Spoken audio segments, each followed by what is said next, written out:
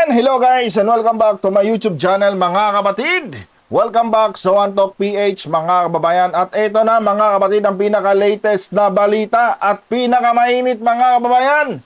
Dahil mga kapatid, pinangalanan na po sa wakas, no, yung sinasabing staff na gumamit mga kababayan ng marijuana sa loob ng Senado.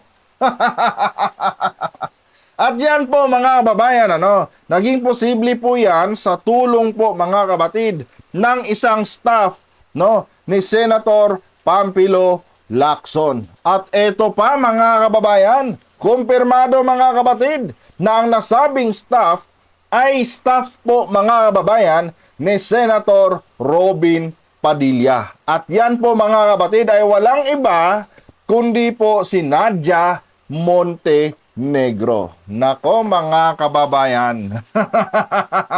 Sasakit ang ulo ni Padilla dito mga kapatid. Pero bago tayo magpatuloy mga kababayan, huwag niyo po sana kalimutang i-like ang ating video ngayon, para i-share pa po ni YouTube sa iba pang hindi pa nakakapanood. So ayon dito mga kababayan, dito sa ating nakalap na balita galing po sa Abante mga kapatid, ito po ang sabi.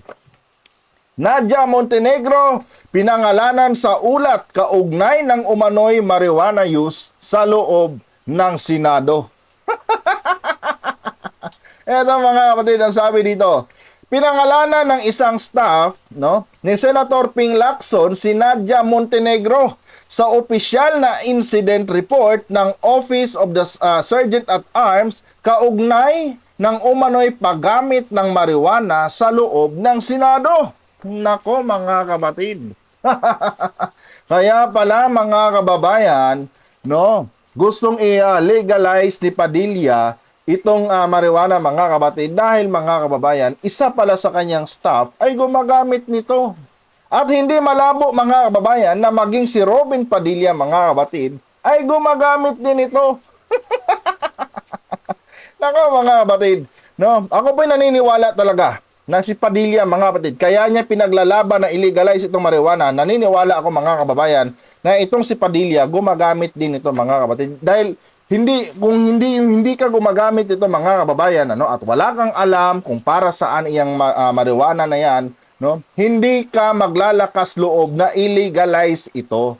In fact mga kababayan, meron pa pong insidente, or meron pa pong isang instances mga kapatid na nangyari noon between Jinggoy Estrada and Robin Padilla sa loob mismo ng Senado, na kung saan mga kababayan nag-i-explain at nagmamagaling si Padilla patungkol sa mga benepisyo mga kapatid ng nasabing marijuana. Pero noong tanungin siya noon mga kababayan ni Jinggoy Estrada na Senator Robin, bakit alam mo ang lahat ng bagay na yan? Gumamit ka na ba minsan ng marijuana?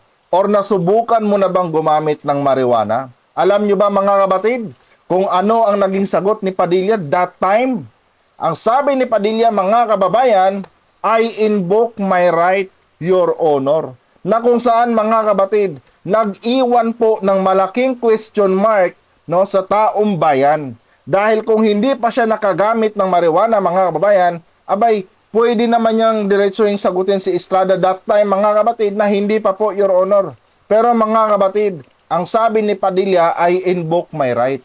And yet mga kababayan, alam na alam ni Padilla kung paano ginagamit ang marijuana. Kaya nasabi ko mga kapatid na naniniwala ako na si Padilla po, hindi lang itong si Nadia Montenegro na kanyang staff, mga kababayan, ang gumagamit ito. Naniniwala ako na pati si Padilla, mga kababayan, ay gumagamit din ito. That's why ipinaglalaban niya ito na maging legal. Nang sa ganun, mga kababayan, malaya na po siyang gumamit nitong nasabing marijuana. Ayon ba dito mga kapatid?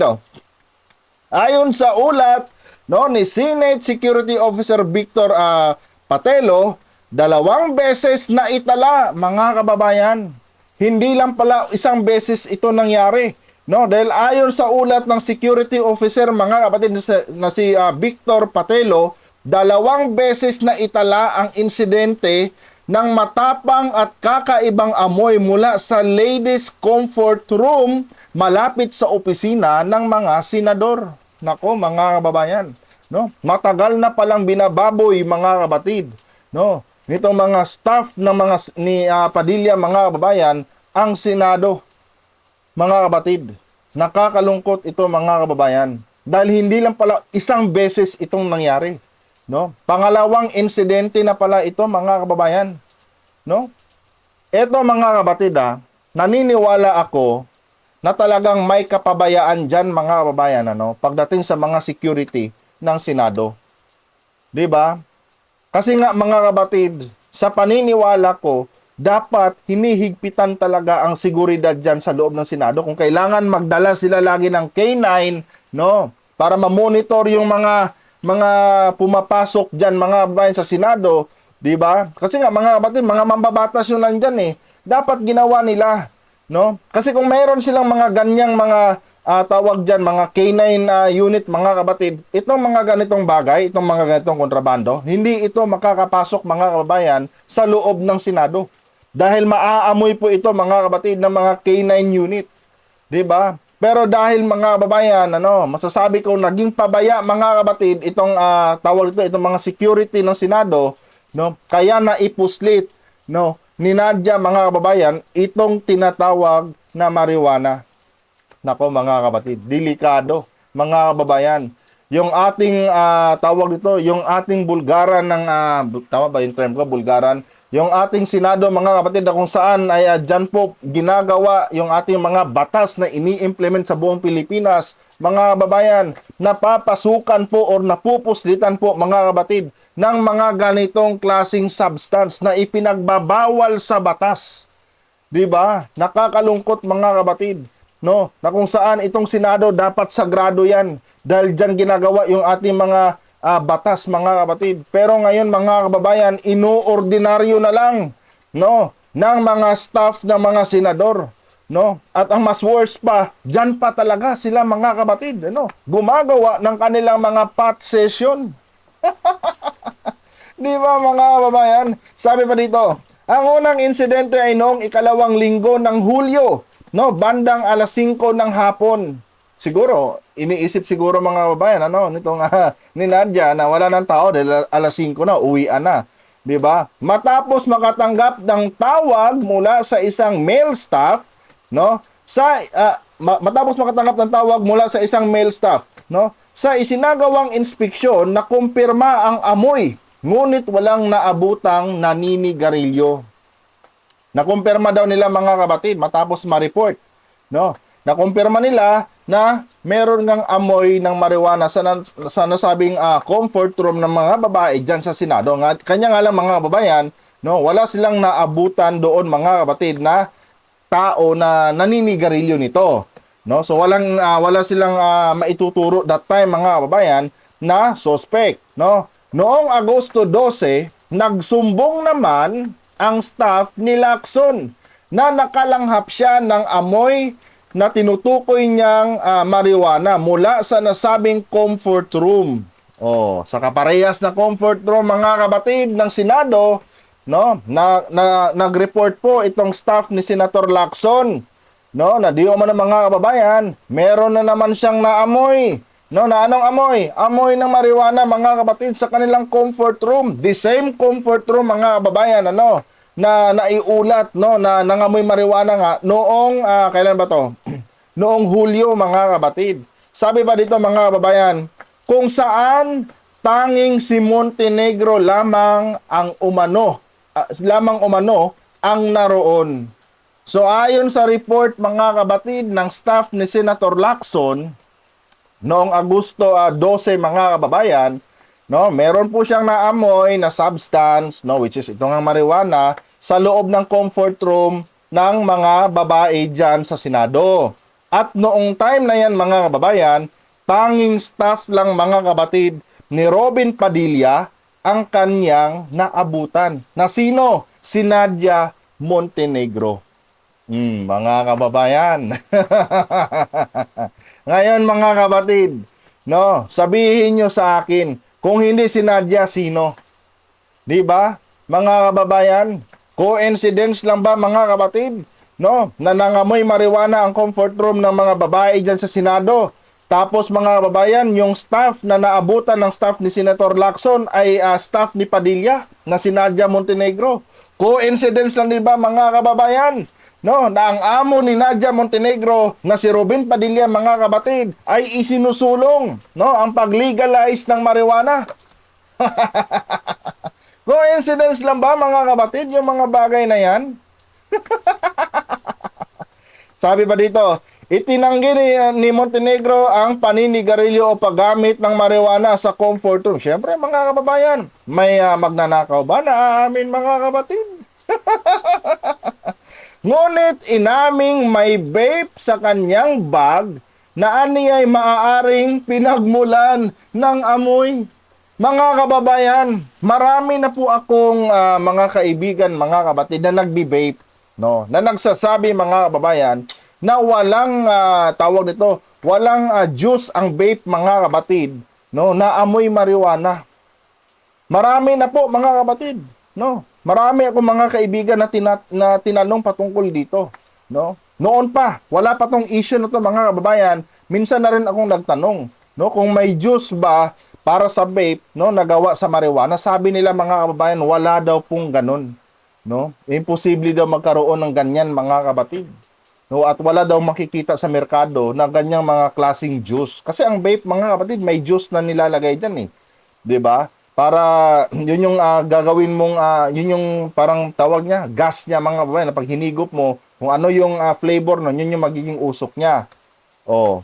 Pero mga kababayan, wala pong ganun sa Pilipinas na amoy marijuana, no, na juice ng vape. Kasi pag meron yan mga kapatid at naamoy yan ng mga pulis, nako, at sabihin natin hindi totoong marijuana yung hinihigop mo, huhulihin ka talaga. Kaya wala talagang nagtangka mga kababayan na gumawa ng ganyang juice at ibenta dito sa Pilipinas. Kaya mga kabatid, itong palusot ni tawag nito ni Montenegro mga kababayan, no? Ni Nadia Montenegro, na malabo po ito mga kababayan, no? Isa po itong lame excuse mga kabatid. Alam nyo mga kababayan, mapapatunayan lamang ito kasi nangyari ito mga kabatid noong August 12 lang eh. 'Di ba? Mapapatunayan lamang ito mga kapatid ni Nadia Montenegro kung sasailalim siya sa tinatawag natin na drug testing. Kasi nga mga kapatid, no, makikita po kasi yan kung totoo ba, no, na malinis ang dugo niya. 'Di ba mga kababayan? Oh, eto mga kapatid. Nako. Malaking sakit sa ulo ito ni Padilla. Lalo na't nabulgar yung pangalan ni Nadia Montenegro dito, hindi talaga ito tatantanan mga kababayan ng taong bayan. Tandaan nyo mga kabatid no? Isa na namang kapartido ng Duterte Black mga kababayan, no? Ang nasasangkot ngayon, no? Dito sa isyong katarantaduhan mga kabatid tulad ng paggamit ng marijuana. At this time mga kababayan, staff po ni Robin Padilla mga kabatid, no? Ang nasasangkot sa controversial na issue na ito. And ito guys kung titignan natin mabuti itong Duterte Black mga kabatid, no, ay minsan na ring nagkaroon ng issue pagdating sa issue ng marijuana. Alam niyo kung sino 'yon? Si Basti Duterte mga kababayan. 'Di ba? Noong time mga kabatid na mainit na pinag-uusapan, no, itong mga kabulasugan ni Basti, lumabas po yan sa media mga kababayan, lumabas po yan sa iba't ibang social media, yung leak video di umano ni Basti Duterte mga kapatid na high sa marijuana, di ba? And ito mga kapatid, coincidence lang ba itong mga bagay na ito mga kababayan, no, na halos Duterte Black mga kapatid, no, sangkot sa issue ng marijuana. Kung matatandaan niyo rin mga kababayan si Kitty Duterte din pala mga kapatid, nasangkot din, no, doon sa tinatawag nila na ano ba 'yon? Cake and bake ba 'yon? Di ba, na kung saan mga kababayan patungkol po 'yon sa paggamit ni Kitty Duterte ng di umano yung marijuana mga kapatid. Oh, ito bang mga bagay na ito mga kababayan, coincidence lang ba lahat ng ito? Di ba? Mga kabatid, malaking katarantaduhan no, kung papalampasin pa po ito, no, ng Senado at hindi ipa-drug test itong si Kwan, itong si Nadia Montenegro. Kasi nga mga kababayan, kung sakali mang mag-positive yan si Nadia Montenegro, nako mga kapatid, lalakas yung ebidensya na baka totoo nga mga kababayan, no, na itong mga grupo ni Duterte mga kapatid ay gumagamit nga ng tinatawag na marijuana. 'Di ba mga kapatid? Lalakas, no, ang ebidensya na baka nga totoo, no, na itong si Baste gumagamit nga ng marijuana dahil doon sa nag-leak niya na video. At baka totoo din mga kapatid na itong si Kitty Duterte ay gumagamit din talaga ng marijuana. Kasi nga mga kababayan, kung titignan natin, itong si Padilla, no, pinaglalaban pa na illegalize ang marijuana para sa anong purpose mga kapatid? No? Yung mga sinasabi ni Padilla kasi mga kababayan na for medication, palusot na lang yan. Ang gusto lang talaga mangyari ni Padilla na ma-illegalize ito mga kapatid. Nang sa ganoon, kahit gumamit pa silang lahat dyan sa Duterte Black na marijuana, wala silang kulong. Kasi sa ngayon mga kababayan, itong paggamit ng marijuana mga kapatid, ay no bail po ito. No, pag nahuli ka, no, wala ka pong piyansa. Kaya itong si Nadia Montenegro mga kapatid, nako, pag nakumpirma ito, kaya sinasabi ko na dapat idaan ito sa drug testing. Kasi pag nakumpirma ito mga kababayan, nako, mahaba-haba yung pupunuin ito mga kababayan sa kulungan. Napakaganda nito mga kapatid, And ito guys, sana po, kung sakali man, ipa-drug test na rin itong si Padilla, mga kapatid. 'Di ba? Para maging transparent siya, sa taong bayan. At patunayan niya sa atin na hindi siya gumagamit nito, mga kapatid. Wala namang mawawala siguro, mga kababayan, since na pinupush niyang illegalize ito. Kasi nga mga kababayan, dahil dito sa nangyari kay Nadia Montenegro na pinagdududahan na nila ngayon mga kapatid na ito ngayon, yung sinasabing suspect na gumamit ng marijuana sa loob ng Senado, mga kapatid, marami na rin ngayon ang mga bulong-bulungan at mga haka-haka mga kababayan na kaya sinusulong niya ni Padilla dahil number 1 siyang user ng marijuana. Kaya mas maganda dito mga kapatid, magpa-drug test na rin itong si Padilla pagkatapos ni Nadia Montenegro. Nang makita natin mga kababayan, kung gumagamit ba yung ating senador mga kapatid, yung ating number 1 senator, ng tinatawag na marijuana. Nako mga kababayan, malaking sakit po ito sa ulo, ni Padilla. At ito mga kapatid, kung sakali mang mag-positive itong mga lintik na to mga kababayan, nako, malaking gasgas ito mga kabatid, sa brand ng mga Duterte. Ay nako Robin, ito na ang sinasabing karma, dapat talaga, na magpa-drug test din itong si Robin mga kapatid. Bukod dito kay Nadia Montenegro, dapat ding magpa-drug test itong si Padilla. Since mga kapatid, itong kanyang staff na involved po, sa issue ng marijuana, abay dapat din mga babayan, ipakita ni Padilla sa atin na malinis ang kanyang katawan, sa substance na marijuana. Kasi pag hindi niya ginawa yan mga kababayan, ibig sabihin po niyan mga kapatid, tinotolerate ni Padilla itong si Nadia Montenegro dahil gumagamit din siya nito mga kababayan. Anyway guys, hanggang dito lang itong video na to. Kung nagustuhan nyo po ang ating content ngayon, huwag kalimutang mag-subscribe at pakilike ang ating video mga kapatid para i-share pa ni YouTube sa iba pang hindi pa nakakapanood. Hanggang dito na lang. Adios.